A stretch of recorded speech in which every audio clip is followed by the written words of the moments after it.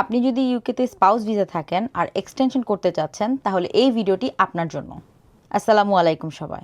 আজকের এই ভিডিওতে বলবো এমন 5টি বিষয় নিয়ে যা আগে থেকে আপনি প্রস্তুতি নিয়ে রাখতে পারেন। নাম্বার 1, আপনার পাসপোর্ট এবং ই ভিসার তথ্য সঠিক আছে কিনা তা আগে থেকেই দেখে নিন। নাম্বার 2, আপনি এবং আপনার স্পাউস একসাথে থাকার প্রমাণ আগে থেকেই সংগ্রহ করুন, যেমন ইউটিলিটি বিলস, কাউন্সিল ট্যাক্স, টেনেন্সি এগ্রিমেন্ট। এই পেপারসগুলো আগে থেকে প্রস্তুত রাখুন।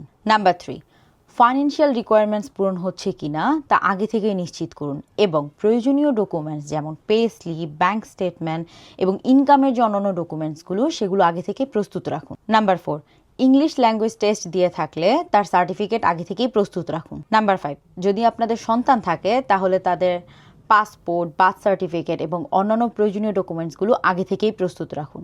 আপনার পরিস্থিতি অনুযায়ী নিয়ম ভিন্ন হতে পারে, তাই gov.uk এর ওয়েবসাইটে গিয়ে সর্বশেষ নির্দেশনা অবশ্যই দেখে নিন।